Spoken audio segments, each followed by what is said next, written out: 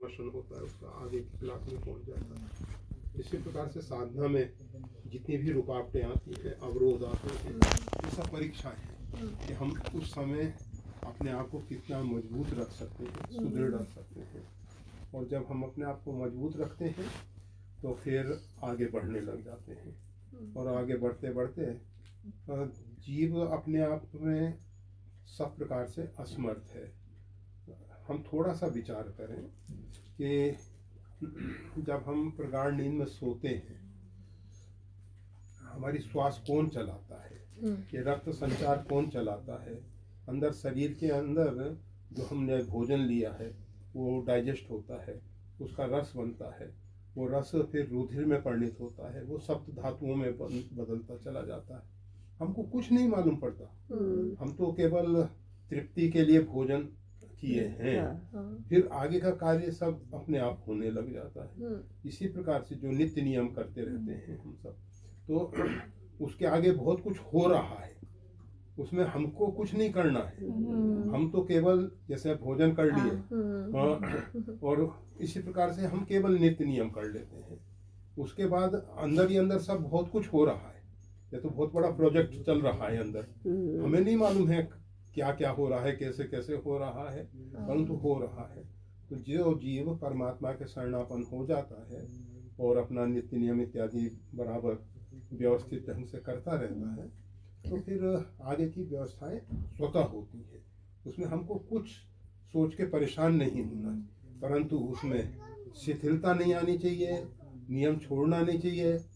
कठिन से कठिन मतलब अगर जीवन भी दाव पे लगाना पड़े तो वो स्वीकार कर लेना चाहिए। परंतु जैसे पार्वती जी के पास सप्तऋषि पहुँचे और उन्होंने उनको भगवान शंकर से दूर करने के लिए कुछ बातें की, तो उन्होंने स्पष्ट शब्दों में कह दिया, तजहुना में नारद के उपदेश, आप कहीं सतवार में हैं। अगर भगवान शंकर भी आके मेरे से कहें, शंकर जी की प्राप्ति के लिए ही वो अनुष्ठान कर रही हैं अपना, और अगर भगवान शंकर भी आके कहते हैं तजहुना में नारद के उपदेश, मैं अपने गुरुदेव गुरु के वचन प्रतीत न जेई, सपने सुगम सिद्धि नहीं दे। गुरु के वचन में जिसको विश्वास नहीं है उसको स्वप्न में भी सिद्धि नहीं हो सकती है। तो इसलिए पार्वती जी ने स्पष्ट कह दिया, तुम्हारे कहने के अनुसार महादेव अवगुण भवन, भगवान शंकर जो हैं अवगुण वाले हैं, तुम कह रहे हो, हमारा यह विचार नहीं है। हमरे जान सदा शिव जोगी, हमने तो उनको सदा योगी के रूप में ही स्वीकार किया है, हमने उनसे कोई दूसरी अपेक्षा नहीं रखी है। तो जब सप्तऋषियों ने सब प्रकार से हिला के देखा, वो नहीं डगमगाई, तो साधक जब ये अवरोध और ये सब समस्याएं आती हैं और वो स्पष्ट अंदर से निश्चय कर लेता है कि सब मेरे लिए परीक्षा है, अवरोध इसीलिए आ रहे हैं कि मेरे को साधन पथ से अलग करना है।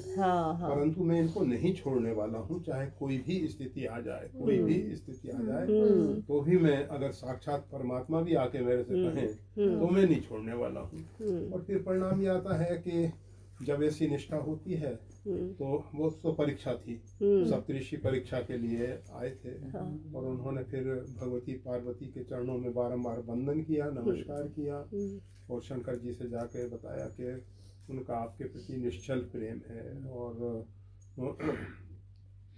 फिर भगवान शंकर ने उनको स्वीकार किया है। तो मतलब अंदर से हमको बहुत मजबूत होने की जरूरत है, बहुत मजबूत होने की जरूरत है। वही गुरुदेव, मैं वही बोल, मेरा क्वेश्चन नेक्स्ट यही है गुरुदेव। परीक्षा में बार बार फेल होके एक समय ऐसा आ गया है कि अब छोड़ दिया गुरुदेव। गिव अप करने का अंदर नहीं करना चाहिए, लेकिन ऐसे गिव अप हो ही जाता है कि देखो एक पत्थर को कूट कूट के नहीं टूटता है, तो एक बार तो टूट ही जाता है। फिर इतनी परीक्षा की बॉम्बार्डिंग होती है, fail fail fail fail fail, तब तो गुरुदेव मैं तो शरणागत हो गई हूँ गुरुदेव, बस अब आप मुझे संभाल लेना गुरुदेव। अब fail all the time fail ही हो रहे हैं गुरुदेव। गुरुदेव, मेरा एक क्वेश्चन था, अगर स्वप्न में भगवान जी के दर्शन दे तो वो भगवान जी की कृपा होती है कि हमारी सोच होती है, इसलिए ऐसे दर्शन देते हैं एकादशी के दिन, तो हर एकादशी के दिन। तो वो भगवान की जी की कृपा होती है कि हमारी सोच। परमात्मा की कृपा ही है। और अगर थोड़ी देर के लिए मान लिया जाए कि वो हमारे चिंतन के कारण वो स्वप्न आ रहा है, हाँ। क्योंकि जिसका हम दिन रात चिंतन करते रहते हैं फिर वो स्वप्न में भी आ जाता है। तो अगर दिन रात चिंतन हो रहा है तभी तो ऐसा स्वप्न भी आया ना। स्वप्न भी ऐसे साधारण रूप में नहीं आ जाता है। और एक प्रकार से जैसे ऐसा लगता है कि परमात्मा के एकदम निकट है और हगी दे रहे हैं और हमारा जो आत्मा है उनमें विलीन हो गया, ऐसा ऐसा बार बार चिंतन हो रहा है। अच्छा है, बहुत अच्छा है। बस तो परमात्मा से एक ही प्रार्थना हो कि प्रभु जब कभी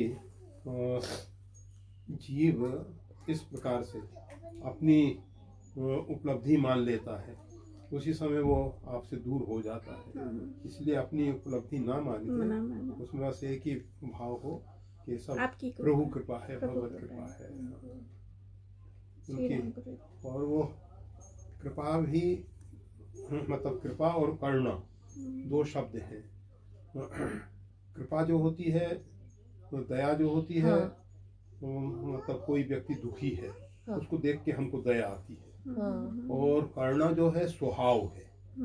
एक व्यक्ति का स्वभाव ही ऐसा है कि चाहे वो दुखी है चाहे वो सुखी है, परंतु उसको कृपा करनी ही है। उसको ये नहीं देखना है कि ये इस प्रकार के कारण से गुजर रहा है, आर्त है, दुखी है, इस कारण से नहीं। तो परमात्मा जो है करुणा वर्णालय है, करुणा सिंधु है। तो वो जो परमात्मा है अहेतु की कृपा करते हैं और अंदर से इसी भाव से भरे रहना चाहिए कि प्रभु की करुणा का परिणाम। हमारा तो हमारी कोई लायकात ही नहीं है, तो भगवान ही की कृपा है। जो हम श्वास ले रहे हैं वो भी भगवान की जी की कृपा है। जैसे श्वास हम नहीं ले रहे हैं, हम नहीं ले रहे हैं। हाँ, क्योंकि हम प्रगाढ़ नींद में होते हैं तो कौन श्वास ले रहा है, तो श्वास तो चलती रहती है। हाँ, सच्ची बात है। हाँ, तो इसलिए श्वास भी हम नहीं लेते हैं, खाली हम मिथ्या अहंकार करते हैं कि हम श्वास ले रहे हैं। हाँ, सही हम ये कर सकते हैं। तो ये अहंकारी हमें गिराता है, बस अहंकारी जीव को परमात्मा से दूर करता है। तो वो ध्यान रखने का है। जय श्री राम। गुरुदेव, जैसे कृति सुबह नीति नियम कर रही थी, आज मैं तो अपना लाई भी नहीं। गुरुदेव आप मुश्किल होता है सुबह उठ के करने में। आप ही आप ही कृपा करवाना गुरुदेव, आप ही हमें कृपा करो। गुरुदेव बहुत सवेरे जैसे हम जब से मंत्र दीक्षा ली और जो आपने सूचित किया उस हिसाब से माला करने की कोशिश की जाती है। और जैसे सवेरे बैठ के जब नित्यक्रम करके माला कर रहे हैं, जैसे कोशिश होती है कि मतलब थोड़ा भी ध्यान लग जाए कि प्रभु की उसमें लगे। बट क्या होता है कि जैसे कर रही हूँ उसके बाद आता है कि हाँ ऑफिस में आज ये काम करना है, उसके बाद ये करूँगी, उसके बाद ये करूँगी। और जब तक वो माला ख़त्म होने की कगार पे होती है तब पता चलता है कि मैं तो कुछ और ही चीज़ों के बारे में चिंतन करती जा रही हूँ। और फिर लगता है कि अरे ये तो पूरा होने पे आया, लेकिन फिर भी जो सोचा था वो नहीं हो पाया।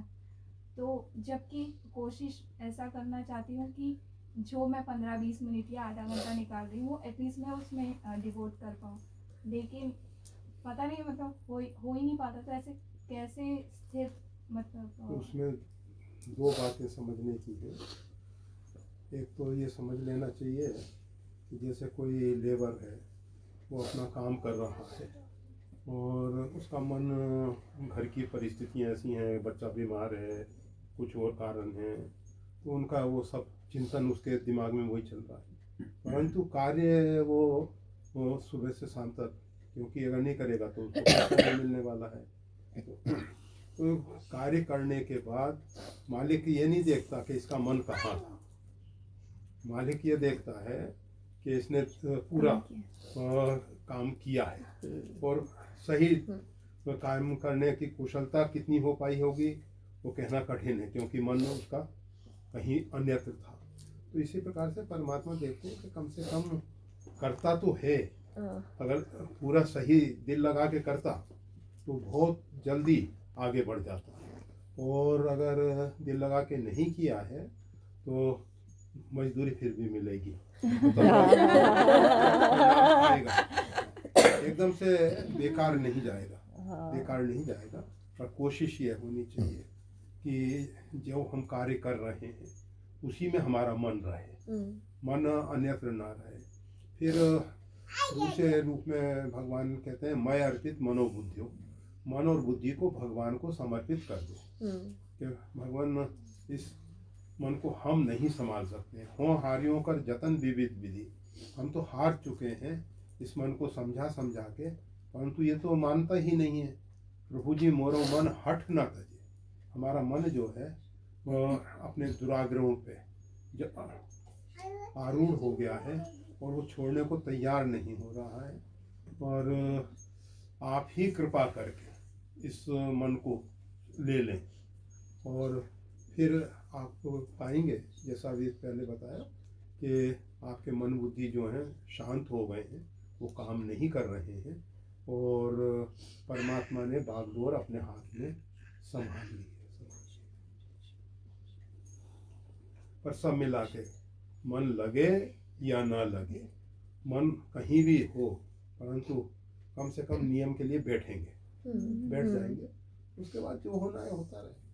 और परमात्मा से दीन भाव से प्रार्थना करनी चाहिए कि प्रभु वो इतना समय तो आपकी कृपा से लगी रहा है, अगर इसमें मन और लग जाता तो बहुत आपकी विशेष करुणा होती, कृपा होती, तो आपको थोड़ी, जब इतनी कृपा कर रहे हैं, वैसे अपने मन में 24 शुभेच्छा जायमान होती है, पवित्र इच्छा, शुभ संकल्प, तो वो परमात्मा की कृपा करुणा से ही होती है, नहीं तो हमारे मन में शुभेच्छा भी नहीं होती है। और जब परमात्मा की इतनी कृपा हुई है तो परमात्मा से प्रार्थना है कि प्रभु आपने कृपा की, ये पवित्र भाव दिया हृदय में, उसको करने के लिए समय भी व्यतीत हो रहा है, समय भी दिया जा रहा है, परंतु मन जो है उसमें धोखा दे रहा है। और इस पता नहीं कितने जन्मांतर से धोखा दिया है इस मन ने, क्योंकि शरीर छूटता है परंतु मन तो हमारा साथ में चला जाता है। ये पूरी अष्ट का जो है ना, मन बुद्धि अहंकार, ये जीवात्मा पंच तन्मात्राओं को लेके एक शरीर से दूसरे शरीर में जाता है। तो इसलिए कि मन हमारा पता नहीं कितने जन्मांतर से हमको गिराता आ रहा है। परमात्मा दीन भाव से जो प्रार्थना की गई है, परमात्मा को दीन प्रिय है। हनुमान जी महाराज बहुत सही रूप में नाम जापक हैं और ज्ञानी नाम अग्रगण्य, ज्ञानियों में सबसे ऊंचा स्थान है उनका। इसी प्रकार से राम कथा के बहुत उत्तम वक्ता भी हैं, श्रोता भी हैं, यत यत रघुनाथ कीर्तनम, जहाँ जहाँ रघुनाथ जी की कीर्ति कर। परंतु जब भगवान श्री राम से मिलते हैं तो भगवान से एक बात कहते हैं, एक मंद में मोह बस कुटिल हृदय अज्ञान, मैं तो मोह के अंदर फंसा हुआ हूँ, मेरी बुद्धि कुटिल है और वो भी अज्ञान जनित है। तो उतनी दीनता है, ये नहीं कि मैं इतना नाम जप करता हूँ, मैं ज्ञानी हूँ, मैं ऐसा हूँ, तो अहंकार नहीं आना चाहिए कि हम श्रेष्ठ हैं। और भगवान से दीन भाव से प्रार्थना की जाए। प्रोनी प्रभु मोहि विसारियो, दीन बंधु भगवान, आप तो दीन बंधु हैं, आपने मेरे को क्यों भुला दिया है, तब माया बस फिर बुलाना, मैं तो आपकी माया के कारण भूल के भटक रहा हूँ, परंतु आप तो करना वर्णालय हैं, आप करना करें जिससे मैं यत्र तत्र ना भटकूं। बहुत भटक लिया अभी तक, इतना जन्मांतर से भटकते ही तो आ रहे हैं। अब कृपा कर दें, अब कृपा कर दें, अब नो न नसानी, अब न सही। अभी तक तो जितना बर्बाद हो गए, परंतु अब आगे भविष्य में बर्बाद नहीं होंगे। गुरुदेव बहुत प्रयत्न करते हैं, प्रार्थना भी नहीं सुनी जाती है, इतना फोर्स करते हैं वो भी काम नहीं करता है, सब जगह से अभी निराशा है गुरुदेव। ऐसे नहीं कि प्रयत्न नहीं डाले हैं, प्रयत्न सब मंजिल भटक कर अब शरण लिया। बस गुरुदेव अब तो बस गुरुदेव, अब जो भी होगा मरेंगे तरेंगे सब आप ही करेंगे गुरुदेव। जय श्री राम गुरुदेव, जय श्री राम गुरुदेव। देखा तो जय दादा का ही तो बोलते तो, वो बोलता था ना जल्दी जल्दी आ जाओ, जो आ भी गया ना गुरुदेव, जय करो श्री राम बोलो। गुरुदेव हनुमान जी बहुत अच्छे एग्जाम्पल है, लेकिन गुरुदेव सत्संग इतना सुना, उसमें से इतना पता तो चल गया कि हनुमान जी जैसा बनना है, सेवा भी हनुमान जी जैसी करनी है, निहंकारी भी हनुमान जी जैसे करना है, नाम जप भी हनुमान जी जैसे करना है, सब भी हनुमान जी जैसे, ये हमारे आदर्श ही हनुमान जी है गुरुदेव। लेकिन कुछ भी नहीं हो रहा है गुरुदेव। सब अभी क्या है गुरुदेव, ज्ञान बहुत आ गया, सत्संग सुन सुन के बहुत पता तो चल गया है, लेकिन अभी एक्शन में नहीं आ रहा है गुरुदेव। वो कैसे आए? गुरुदेव हम और सब चीज़ों को प्रायोरिटी देते हैं और भगवान के कार्य में थोड़ा आलस कर लेते हैं। बस यही सबसे बड़ी भूल है। गुरुदेव मुझे पता नहीं भजन और नाम स्मरण में ज़्यादा रुचि आती है उसमें भगवान की कृपा से, पर सत्संग में इतना ज़्यादा नहीं सुन पाती हूँ। क्यों ऐसा? कोई बात नहीं, जिसमें अगर रुचि है, भगवान जैसा करा है ऐसा कर रहे भगवान जी। नाम रूप लीला धाम, ये चार भगवान के ही स्वरूप है। इसमें चाहे भगवान के नाम का आश्रय ले लो, भगवान की लीलाओं का चरित्र का आश्रय ले लो, भगवान के धाम का आश्रय ले लो, अथवा भगवान के स्वरूप के साथ जुड़ जाओ। हाँ, किसी भी प्रकार से बस यही बहुत भाव आता है, स्वरूप के साथ जुड़ जाओ प्रभु की कृपा से। बस सत्संग सुनाना, सत्संग लेना चाहिए तो थोड़ी जीवन में एक्शन भी हो ना। वर्षा दीदी ने कहा ऐसा, ऐसी कृपा हो जाए, बस भगवान जी करे। चलो जय श्री राम, जय सद्गुरुदेव भगवान की जय।